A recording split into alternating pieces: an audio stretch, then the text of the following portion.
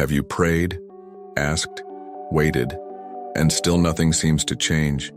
Have you ever felt like you're doing your part, but God simply isn't responding? What if the problem isn't heaven's silence, but the next step you haven't taken yet? Today, I want to confront you with a truth that may feel uncomfortable, but deeply freeing. Maybe you're not waiting on God. Maybe God is waiting on you. In this video, we're going to uncover why the feeling of delay often has less to do with abandonment and more to do with postponed obedience. You'll understand the difference between passive waiting and active response, between asking for direction and ignoring what has already been revealed. We'll talk about patterns, the small decisions you've been avoiding, and how they may be blocking the progress you've been praying for. If you feel stuck, frustrated, or spiritually stagnant, this video may realign your perspective and restore clarity to your path. Has God already shown you what needs to be done, and you're waiting for a confirmation that won't come? Stay with me until the end, because what you're about to hear might be the exact push your life needs to finally start moving forward. There is a very subtle way to hide behind spirituality. You pray, declare that you're waiting on God, say you trust the right timing, but in practice nothing changes. The routine stays the same, the patterns remain intact, and decisions keep getting postponed. And still, you call this faith, when it may simply be comfort disguised as patience. Many people have built a version of spirituality where waiting means not acting, as if maturity were staying still until something extraordinary happens. But the Bible never presents waiting as inertia. Biblical waiting is not folding your arms. It is aligning your heart while continuing to walk. It is an active posture, not a suspension of responsibility. In Habakkuk 2:3 it says, "For the vision awaits an appointed time. Though it linger, wait for it. It will certainly come." The text does not suggest abandonment or paralysis.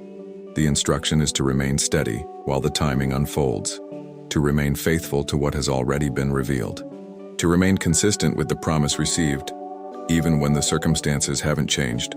From a biblical perspective, waiting means continuing to do what has already been clarified, while what has not yet been clarified matures. It means sustaining discipline when emotion fades, maintaining integrity when no one is watching, acting based on what you already know, even without access to every detail of the future. The problem is that many times we use the phrase "I'm waiting on God" as an elegant justification to avoid uncomfortable decisions. Waiting becomes a safe shelter from difficult conversations, character adjustments, and necessary habit changes. And the more we postpone, the more we transfer to God what is already under our responsibility. There is a clear difference between spiritual patience and spiritual procrastination. Patience remains active, committed, and disciplined. Spiritual procrastination outsources decisions, delays choices, and masks fear with religious language. One strengthens faith, the other weakens conviction.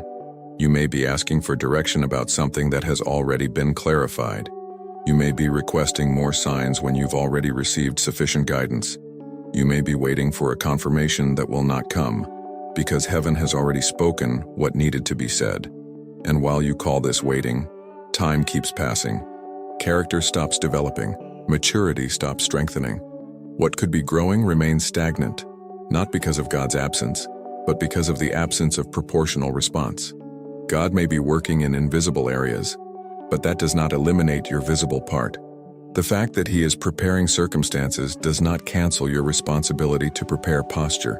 Spiritual cooperation always involves two movements: divine revelation and human response.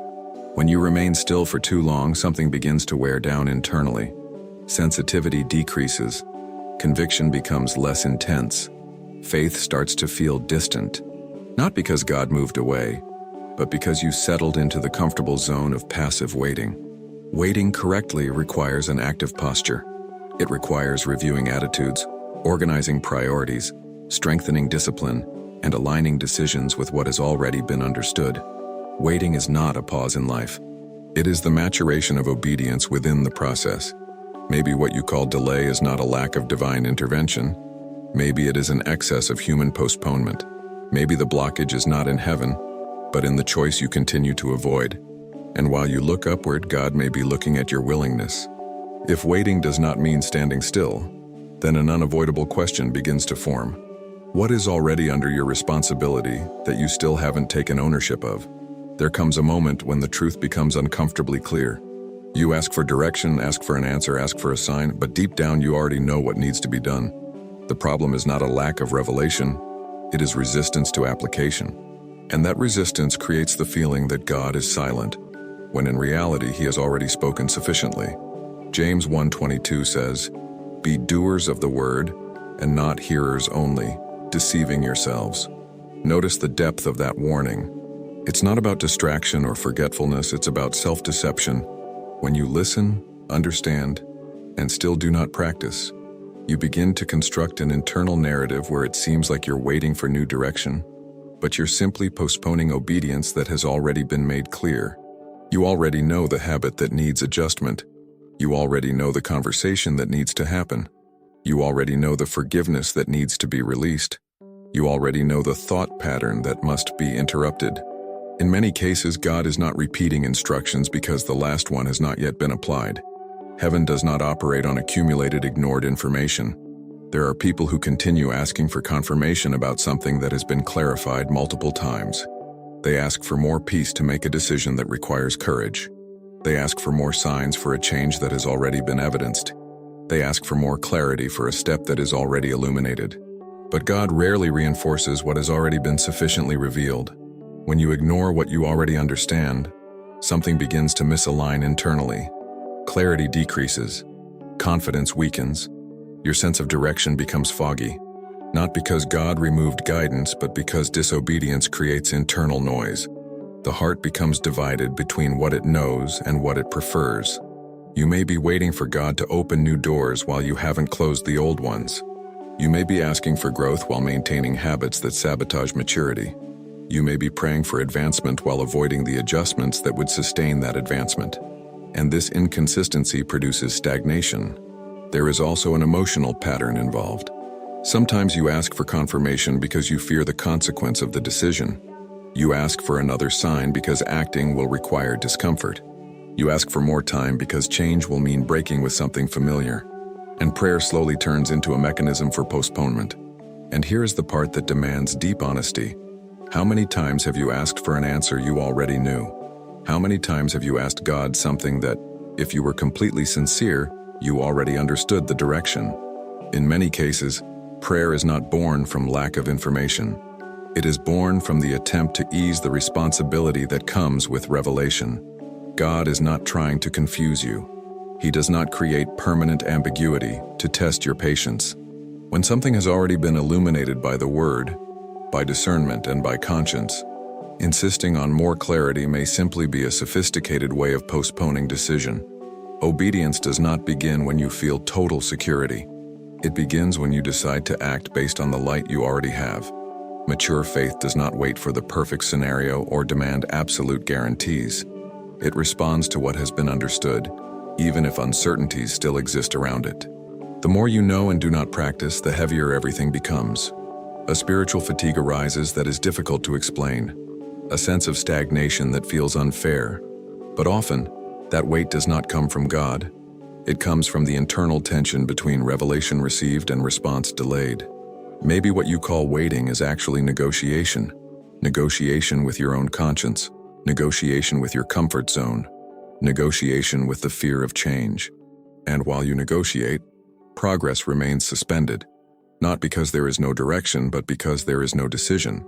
The question now shifts from, God, why aren't you responding? To, am I willing to practice what I already understand? Because hearing does not transform. Knowing does not transform. What transforms is consistent practice. If you already know, why do you keep asking for confirmation? There is a kind of discomfort you try to avoid. It's not a lack of information. It's not a lack of teaching.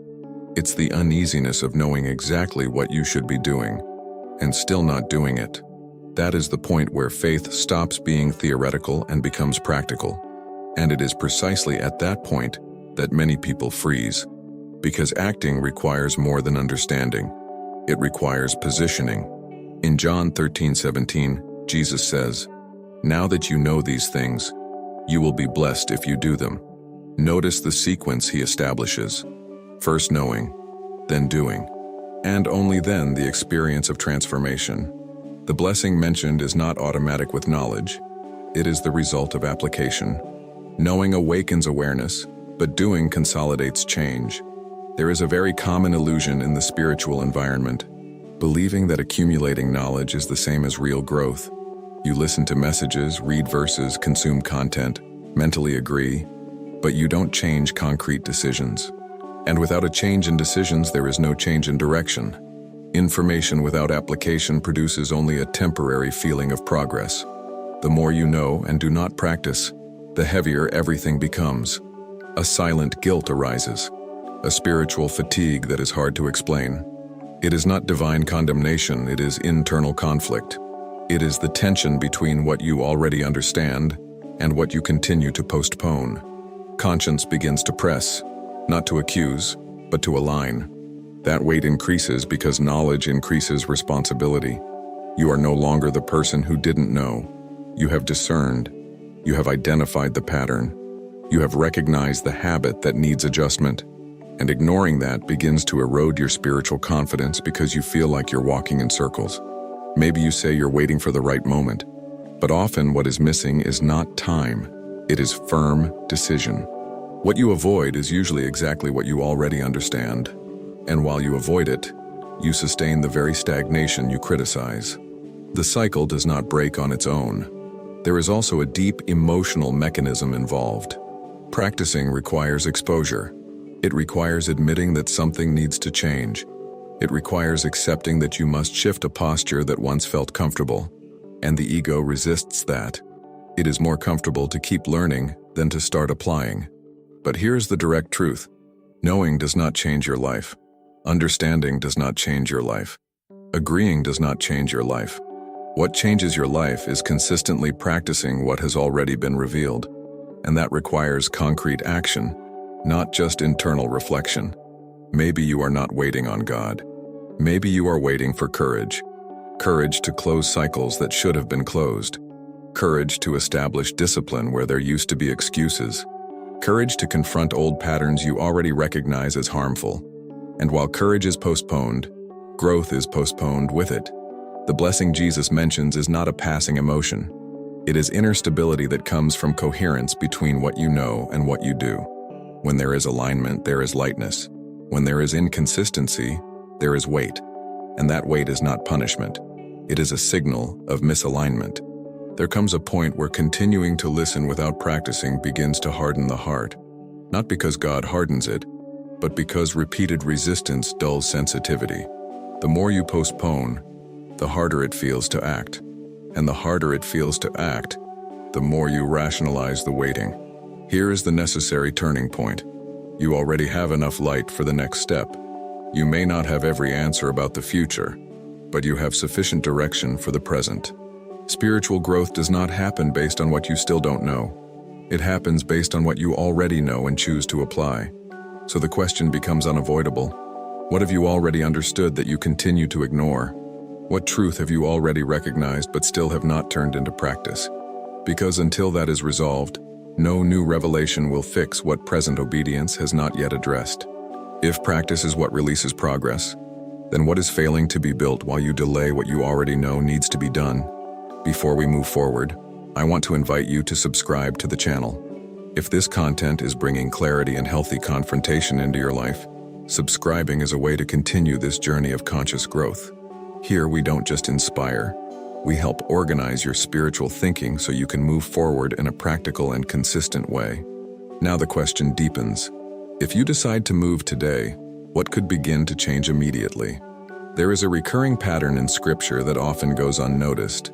Clarity increases after you move, not before. We would like God to deliver the complete plan, every detail organized, every guarantee secured. But most of the time, He reveals only what is necessary for the next step. And it is precisely in the space between what is sufficient and what is complete that faith matures. In Exodus 14:15, with the sea closed in front of them and the Egyptian army rapidly approaching, God tells Moses, "Tell the Israelites to move forward." Notice the context. The sea had not yet opened. The danger was still real. There was no visible evidence of a solution. The instruction was not, Wait until I act. The instruction was, move. Movement came before the opening. This reveals a profound spiritual principle. Often, visible intervention happens after initial obedience. The sea did not divide while the people debated possibilities. It did not open while they calculated probabilities. The path began to form when there was concrete willingness to advance, even without full guarantees. You may be waiting for clarity before making a decision, but often clarity is consolidated during movement. When you take a step consistent with the revelation you have already received, something begins to align internally. Doubt decreases. Confidence grows. Spiritual perception stabilizes. God rarely delivers the full plan all at once. If He did, there would be no need for progressive trust. Biblical faith is built in stages. One step confirms the previous one. One act of obedience releases new understanding. Progress does not come from accumulating information, but from a sequence of responsible decisions. Maybe God is waiting for you to end a relationship you already know is unhealthy. Maybe He is waiting for you to adjust a hidden habit that compromises your integrity. Maybe He is waiting for daily discipline where there has been disorder. Maybe He is waiting for a professional decision you have been postponing out of fear of instability. Movement does not mean recklessness. It is not acting impulsively. It means responding within the light you already have. It is not jumping into darkness. It is walking in the direction that has already been illuminated. And when you walk in that direction, you begin to see the scenario respond proportionally. There is something powerful about aligned action. When you decide to act, internal conflict begins to decrease. The energy once spent on justification is redirected toward construction. The mind finds focus. The heart finds stability. The spirit finds firmness. While you remain still, fear tends to grow. It feeds on inertia. But when you begin to move, fear loses strength. Because action generates evidence. Evidence that you are capable of obedience. Evidence that God sustains the process. Evidence that the path begins to open as you advance. Many times you ask God to show the next level while you have not yet consolidated the current one. You ask for expansion without stabilizing foundation. You ask for new opportunities without responding to old instructions. And this inconsistency creates the feeling of blockage. Maybe the miracle you are waiting for is on the other side of the decision you avoid. Maybe the breakthrough is not in the next intense prayer, but in the next practical step. Maybe the answer you seek is hidden behind the action you keep postponing. When you act according to what you already understand, spiritual cooperation activates. Not because God was distant, but because you finally entered the flow of revelation that had already been given. Direction does not appear out of nowhere. It is consolidated in practice. So the question becomes direct and personal. What is the step you already know you need to take? What are you waiting for to begin moving forward, even if the sea has not yet opened? There is a spiritual dynamic that many ignore or underestimate. God responds to posture. He does not react merely to repeated words or intense emotions. He responds to inner movement that turns into concrete action. When we understand this, we realize that faith is not only about asking, it is about actively cooperating with what has already been revealed. In 2 Chronicles 7:14 it says, "If my people, who are called by my name, will humble themselves and pray and seek my face and turn from their wicked ways, then I will hear from heaven." Notice the structure carefully. The promise does not stand alone. It is connected to a sequence of actions. Humble themselves is action. Seek is action. Turn is action. The divine response is presented as the result of posture. This reveals that a spiritual partnership is always in operation. God offers promise, but He establishes conditions of alignment, not as punishment, but as maturity. He does not demand absolute perfection, but He does require genuine willingness. He does not ask for flawless performance, but for a response proportional to the revelation already received. Maybe you are praying for change while resisting practical humility, asking for restoration while avoiding concrete adjustments, seeking progress while preserving habits that sabotage growth. And this inconsistency creates the feeling that nothing is happening, when in reality, what is missing is alignment. When the Bible speaks about humbling yourself, it is not referring to feeling inferior. It is about recognizing responsibility. It is about abandoning silent justifications. It is about admitting that part of the stagnation may be connected to decisions that have not yet been made. Seeking the face of God is not just intensifying emotional prayer for a few days. It is reorganizing priorities consistently. It is adjusting routine. It is protecting time. It is removing distractions that compete with your spiritual focus. It is turning intention into repeated practice. Turning from wicked ways is not merely feeling momentary regret. It is interrupting repetitive patterns. It is replacing old behavior with new discipline. It is aligning practice with conviction. And while that practical turning does not happen, the promise remains theoretical. There is a clear difference between desiring change and assuming change. Desire is emotional. Assumption is decisive. Many times you desire transformation, but still negotiate with what you need to abandon. You allow small concessions. You preserve small shortcuts. And those small inconsistencies sustain large cycles. When you act, when you humble yourself concretely, when you seek consistently, when you adjust your path visibly, something begins to stabilize internally. Peace stops being intermittent. Clarity stops oscillating. Confidence begins to strengthen because there is coherence between faith and practice. God does not respond to prolonged spiritual passivity. He responds to real alignment. He responds to posture that demonstrates genuine commitment. He responds to a heart that chooses to cooperate with what has already been revealed, instead of constantly asking for new revelations. Maybe you do not need another intense prayer. Maybe you need a consistent decision repeated daily. Maybe heaven is not silent. Maybe it is waiting for evidence of maturity proportional to the light you have already received. When you adjust your posture, the spiritual environment shifts, not because God was distant, but because you repositioned yourself. The divine response does not appear out of nowhere. It manifests when there is prepared ground to receive it. And here is the decisive point. The promise is not automatic. It is relational. It involves cooperation. And if you want to see movement from heaven, you must assume movement on earth. So the question now is simple and direct.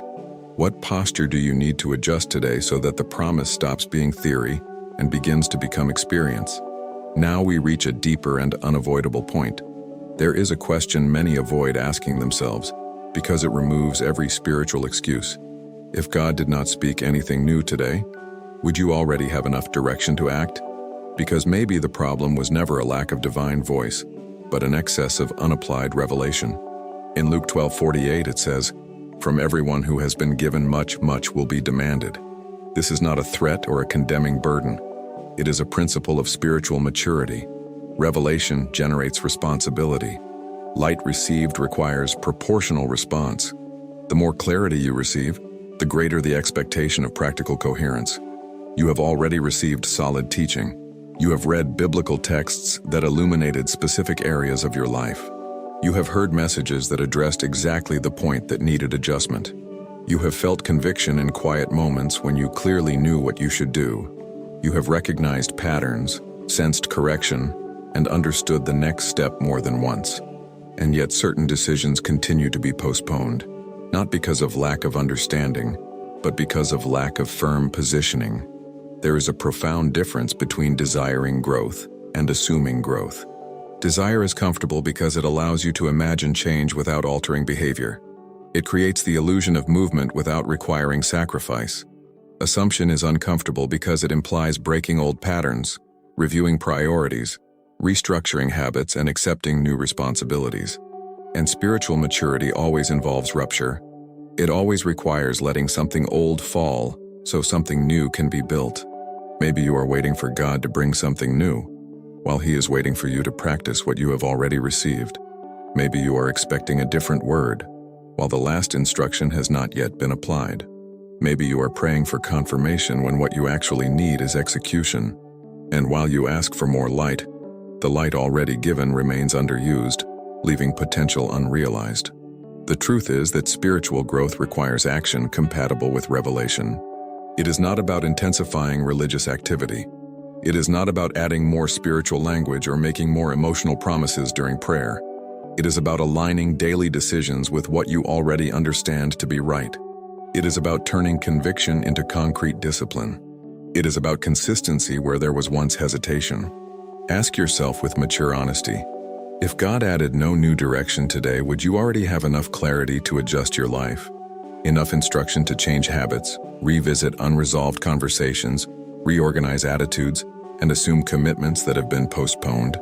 Would you be able to move forward with what you already know? Often, the feeling of stagnation comes from the gap between how much you know and how much you practice. The larger the gap, the heavier the internal weight becomes. And that weight is not divine punishment. It is a signal of misalignment between light received and response given. It is the tension created when knowledge accumulates, but obedience lags behind. God is not ignoring you. He may be waiting for your proportional response, waiting for you to demonstrate maturity with what has already been entrusted to you, waiting for you to show that you can steward present revelation before receiving greater responsibility, waiting for you to turn theory into consistent decision and intention into structured action. This confrontation is not meant to produce paralyzing guilt, but to awaken healthy responsibility. You are not lost. You are instructed, and being instructed implies acting accordingly. Revelation without response creates frustration. Revelation with response generates progress. The difference between stagnation and advancement often lies in one implemented decision. Maybe the next level of your life does not depend on a new extraordinary revelation, but on faithful application of the revelation you have already received. Maybe the advancement you seek is on the other side of the decision you keep postponing. Maybe what feels like delay is simply delayed obedience. So the statement stops being provocative and becomes precise and mature. You are not waiting on God. God may be waiting on you. By this point, something has likely shifted in the way you see your own situation. What once felt like silence may now begin to look like ignored instruction. What seemed like delay may start to look like postponed decision. Throughout this video, you've seen that waiting is not folding your arms, that hearing is not enough, and that clarity does not come before movement. It strengthens during movement. Perspective changes when responsibility becomes visible. As you listen to each section, specific areas may have come to mind: a conversation that needs to happen and has been postponed, a habit that needs to be interrupted but is still being tolerated, a discipline that should have started months ago, a posture that must be adjusted so growth can become sustainable, perhaps even a pattern you've been justifying for too long. And the truth is simple and direct. You already have enough light for the next step. You may not have the entire map, but you do have clear direction for what comes next. Waiting on God never meant paralyzing yourself in the face of responsibility. It meant trusting while responding. It meant aligning heart and action. It meant turning conviction into daily practice. Biblical faith has never been passive. It has always been active, progressive, and responsible. It involves movement proportional to revelation. It grows stronger as obedience becomes consistent. If something is blocking progress, it often is not in heaven. It is in the decision that continues to be avoided. It is in the courage that has not yet been activated. It is in the maturity that must move from speech into routine. It is in the discipline that has been understood but not implemented. And while that transition does not happen, the feeling of stagnation remains, and over time, it can start to feel normal. God is not distant. He is not late. He is not indifferent. He has already revealed clear principles, provided sufficient direction, and given adequate understanding so that you do not remain in the same place indefinitely. He has not withheld clarity to frustrate you. The question now is no longer about what He will do. It is about what you will do with what you have already received, and whether you are willing to act on it. Imagine your life a few months from now if you choose to act consistently starting today. Small daily adjustments. Decisions aligned with conviction. Discipline applied even when motivation fluctuates. Conversations that needed to happen finally happening. Habits being restructured. Boundaries being established. What feels stuck today could begin to move, gradually, but genuinely. Progress may not be dramatic at first, but it will be real. Stagnation loses strength when responsibility is embraced. Confusion decreases when obedience begins. Insecurity weakens when you act based on the light you already possess. Movement reorganizes not only external circumstances, but your internal structure, your confidence, your clarity, Your spiritual sensitivity. Momentum begins internally before it becomes visible externally. Perhaps you have spent too much time waiting for emotional confirmation. But spiritual maturity does not depend on constant feelings. It depends on consistent decisions. And consistent decisions build stability. Stability builds progress. Progress builds confidence. And confidence strengthens faith in a way emotion alone never could. So the statement that opened this video stops being a provocation and becomes practical direction. You are not waiting on God. God may be waiting on you. Waiting for your proportional response. Waiting for applied maturity. Waiting for your first consistent step. Waiting for evidence that you are ready to steward what you have already been given. Today can be the day you stop asking for another confirmation and start responding to the confirmation you have already received. It can be the day waiting stops being an excuse and becomes active preparation. It can be the day you decide that maturity is not about knowing more, but about practicing better. Not about hearing more messages, but about implementing the ones you already understand. If this content brought clarity to you, subscribe to the channel. Here we don't offer momentary inspiration. We offer practical direction for consistent spiritual growth.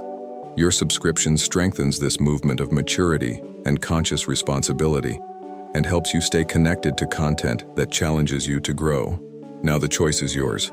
Not an emotional choice, but a practical one. Keep waiting or start responding.